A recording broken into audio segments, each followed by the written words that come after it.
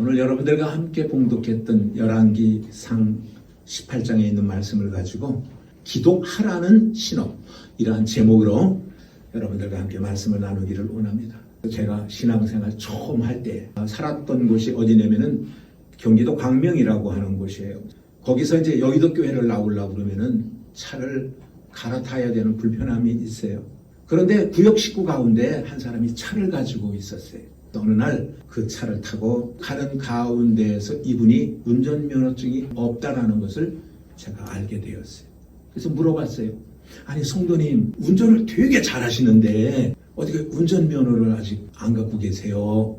그리고 여쭤봤어요. 그랬더니 놀라운 이야기를 하는데 자기는 생맹이라는 거예요. 그러니까 파란불이 들어와도 까맣게 보이고 빨간불이 들어와도 까맣게 보이니까 신호를 읽을 줄을 몰라요. 빨간불이 들어오면 서 이래야 되는 건데, 서야 되는데 빨간불이 들어와도 서라는 건지 가라는 건지를 몰라요. 그래서 이 사람이 생명이라는 거예요. 아이고 내가 차 잘못 탔구나 그랬어요.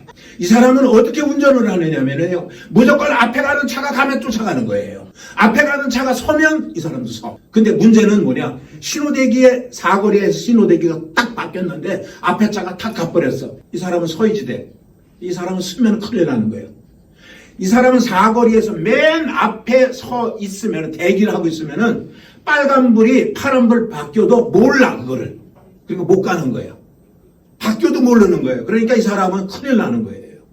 그러니까 무조건 따라가야지 돼요. 무조건. 교통사고가 나든 안 나든 무조건 앞에 가는 차를 따라가야만이 이 사람은 운전을 할 수 있는 이런 사람이라는 것입니다. 우리 신앙생활도 마찬가지인 것입니다. 하나님이 여러분들에게 수많은 사인을 우리에게 보내주는데 우리가 그 신호를 읽을 줄 모르면은 쉬라고 그러는데 쉬지 않고 가라고 그러는데 가지 않고 기도하라고 그러는데 기도하지 않고 우리의 삶은 엉망진창이 될 수밖에 없는 것입니다.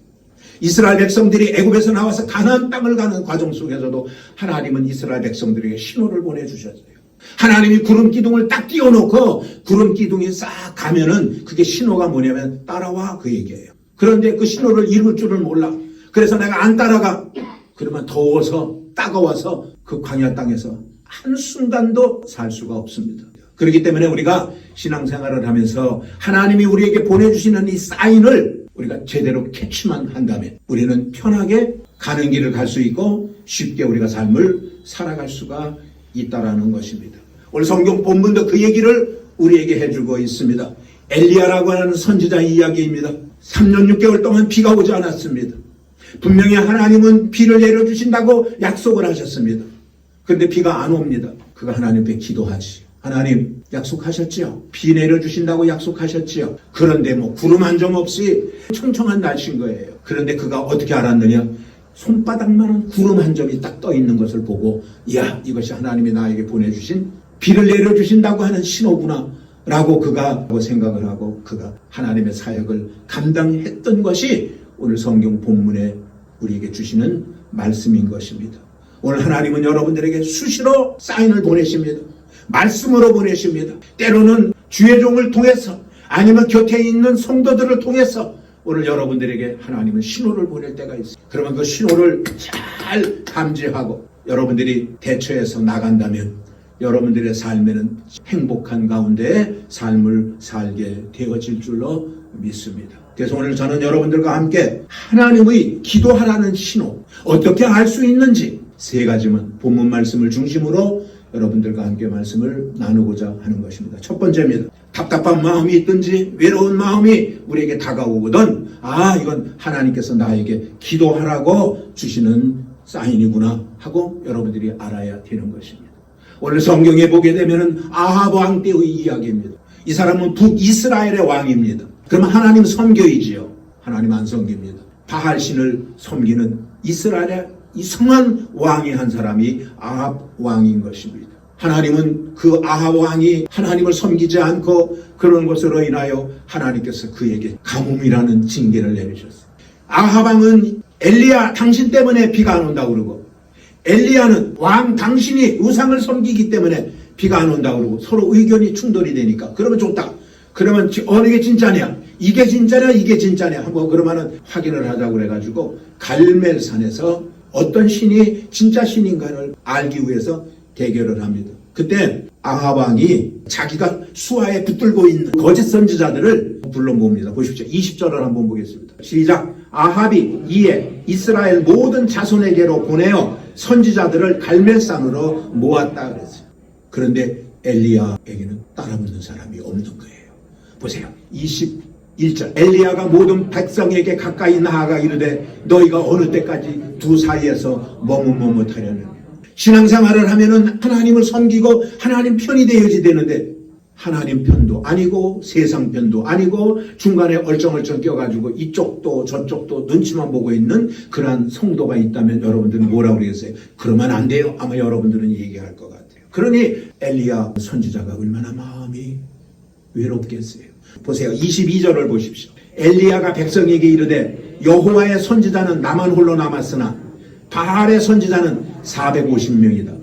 바알을 섬기는 선지자들이 450명, 아세라 목상을 섬기는 선지자들이 400명, 도합 850명이 저쪽 편이야. 그리고 이쪽에는 자기 혼자서 지금 외롭게 싸움을 하고 있습니다. 오늘 사랑하는 여러분들이요. 오늘 여러분들이 혹시 삶을 살면서 외로움을 겪는 분 계십니까? 친구도 하나 다 떠난 것 같고 나를 알아주는 사람 한 사람도 없고 오직 나 혼자만 덩그러니 남겨져 있는 것 같은 외로움 속에 여러분들 삶을 살아가는 분들이 있습니까? 이게 무슨 사인인 줄 압니까? 하나님 찾으려는 거예요.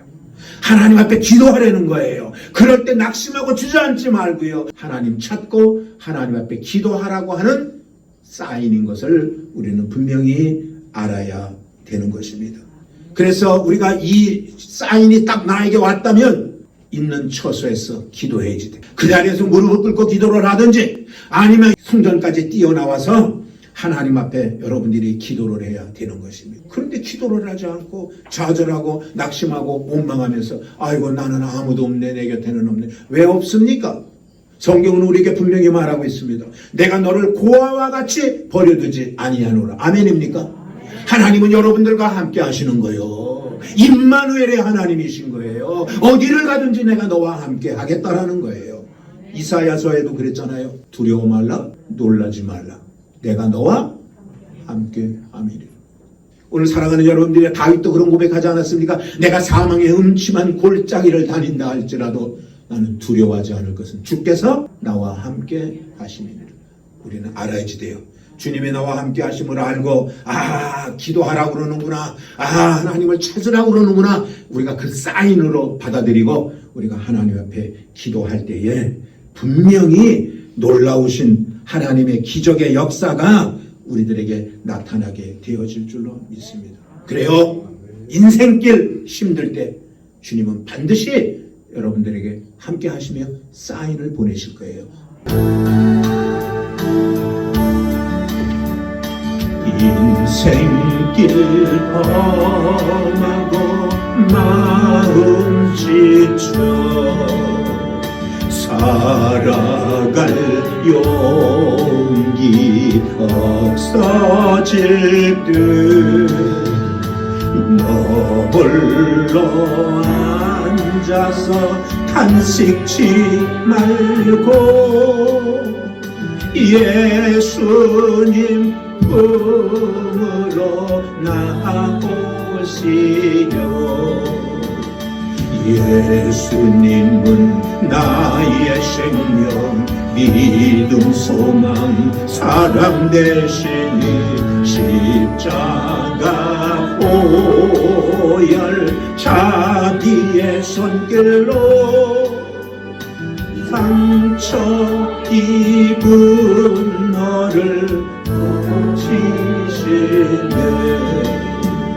답답하고 외롭고 인생에 그럴 일이 있을 때 하나님은 여러분들에게 기도하라고 하는 신호를 보내는 걸로 알고 여러분들 모두가 기도해서 응답받으시기를 주님의 이름으로 축원을 드리겠습니다. 두 번째입니다. 우리의 삶에 세상의 소리가 더 크게 들릴 때 기도하라고 하는 신호예요. 세상의 소리가 클 때가 얼마나 많은지 몰라요. 코로나 시대예요. 지금이요. 하나님의 소리보다도요 세상의 소리가 더 커요. 그래서 더 두렵고요. 그래서 예수를 믿으면서도요 어쩔 줄을 몰라하며 힘들어하는 성도들이 얼마나 많은지 모릅니다.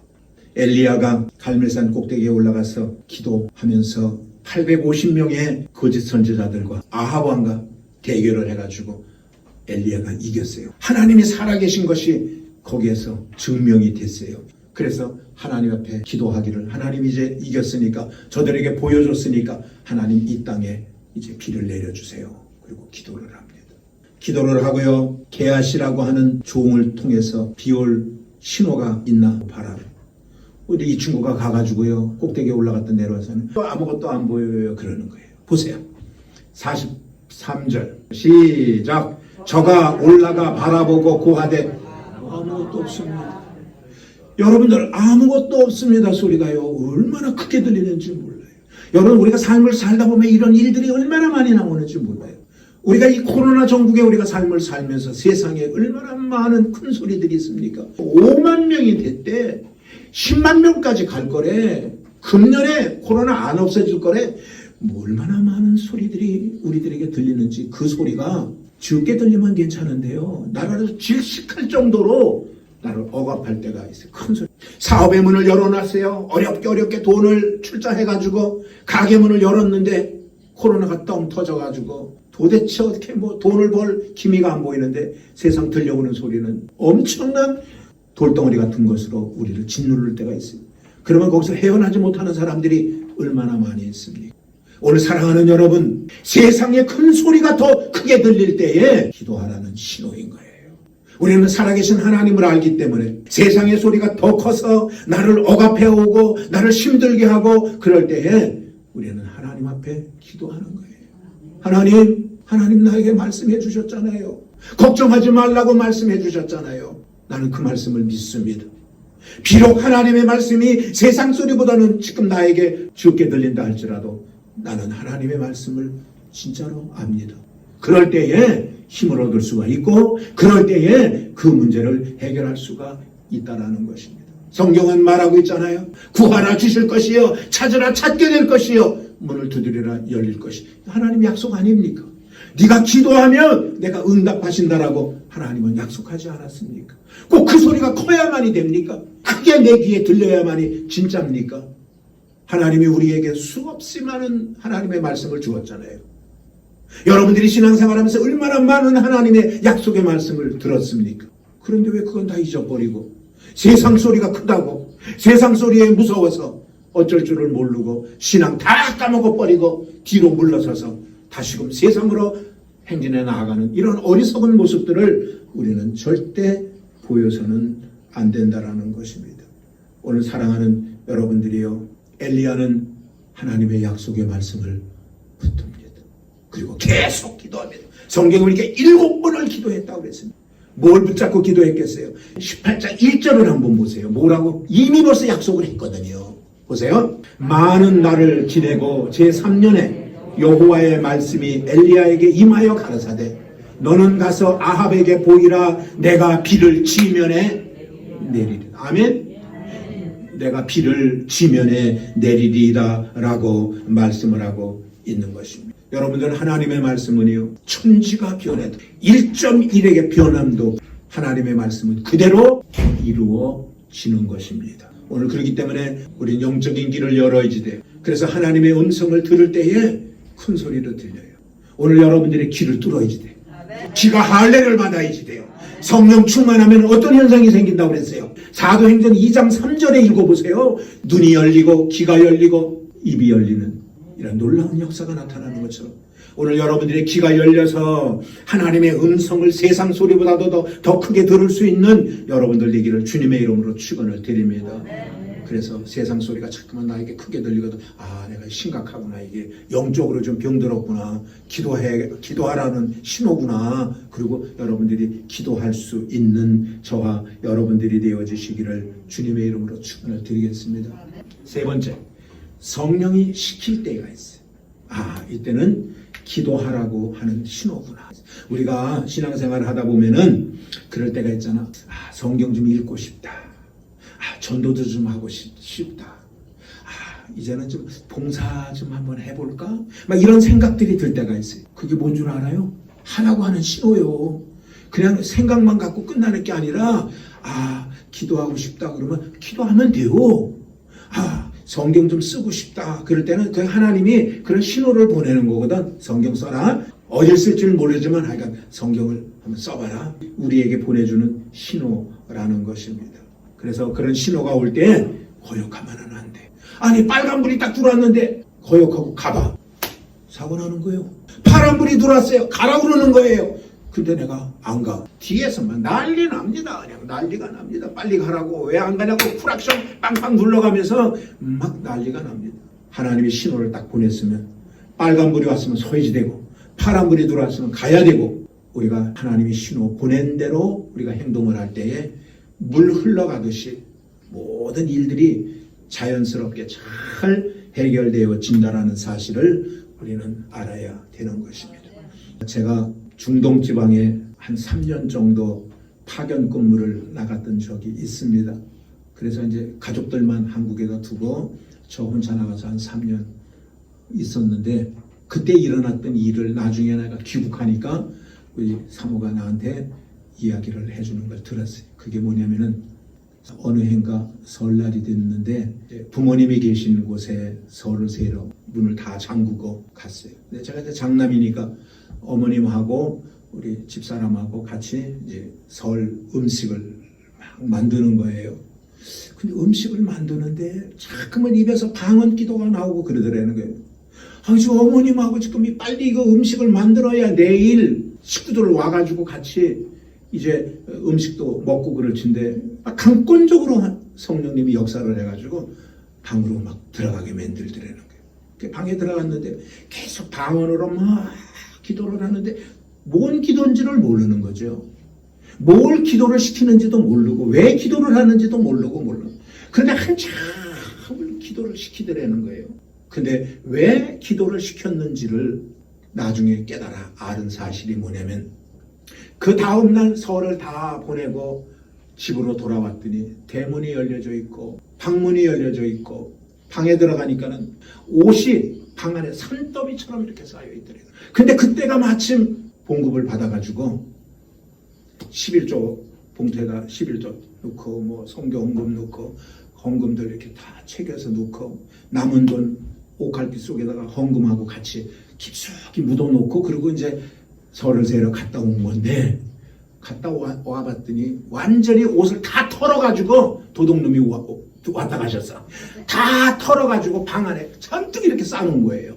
귀중품 다 없어지고 그 옷갈피 속에다가 돈 다 집어넣은 것까지도 탈탈 털어가지고 옷을 이만큼 싸놨으니 큰일 난 거예요. 그래서 주저앉아가지고 넋이 빠진 것처럼 이러고 있다가 계속 그러고 앉아있을 수가 없으니까 정신 차리고 일어나서 언제 다 깨겠어요. 그냥 이렇게 해가지고 그냥 옷장 속에다 다 집어넣고 마음이 안정된 다음에 나중에 다시 정리하겠다라고 그러고 있었대요.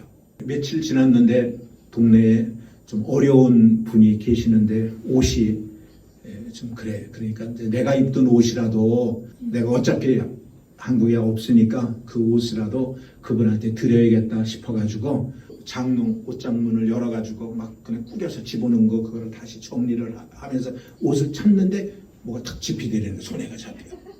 그 딱 보니까는요 11조 봉투 그대로 있고 헌금 내려고 담아놨던 거 그대로 있고 은행에서 찾아왔던 돈 그대로 있고 그때서 알았다는 거야. 그때 성령님이 기도를 시킨 이유가 이거 막으려고 무슨 기도를 한지도 모르지 좋은 기도, 좋은 일 때문에 기도하는 건지 나쁜 일 때문에 기도하는 건지 모르고 기도를 한 건데 보니까는 그때 그것 때문에 기도를 하고 그러니 얼마나 마음에 진짜 하나님 살아계시구나. 하나님은 진짜 멋쟁이구나. 오늘 사랑하는 여러분들 기도시킬 때에 만약에 우리 집사람이 음식해야 된다고 그러고 못해요 그러고 음식했다고 그러면 어떻게 됐었는지는 모르겠지만 순종하고 기도를 했더니 하나님께서 도적놈이 어떻게 그 옷만 털자 하는 것 같아.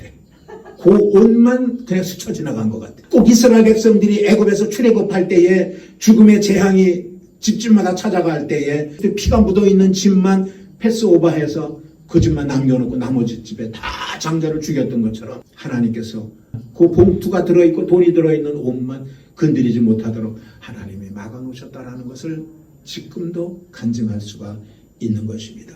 사랑하는 여러분, 그러기 때문에 우리는 성령님이 우리를 시키시면 우리는 순종하고 기도하고 하나님 앞에 나아가는 저와 여러분들이 되어야 할 줄로 믿습니다. 우리에게 신호가 올 때 신호를 제대로 읽어야 되는 거예요. 그래요. 결론을 말씀드리면 그렇습니다. 우리가 이 땅의 삶을 살아가며 위대한 사람은 누구냐? 하나님 앞에 기도하는 사람인 거예요. 하나님이 기도하라고 사인을 때마다 시마다 보내면은 그 사인을 받고 기도하는 사람이 위대한 사람이요, 축복받는 사람이요, 하나님으로부터 더 큰 사랑을 받을 수 있는 사람일 것입니다. 외롭습니까? 답답합니까? 답답하고 외롭다고 사람 찾아다니지 마세요. 그 답답하고 외로운 거는 기도하라고 하나님이 신호를 보낸 것입니다. 세상의 소리가 크다고요? 하나님의 말씀에 귀를 기울이고 하나님의 음성에 따를 수 있는 저와 여러분들 되어지시기를 주님의 이름으로 축원을 드립니다. 그래서 우리 순복음 야마도교 성도님들 모두가 영원히 잘됨처럼 범사에도 잘되고 강건함도 복을 누리는 우리 순복음 야마도교의 성도님들 되시기를 주님의 이름으로 축원을 드리겠습니다.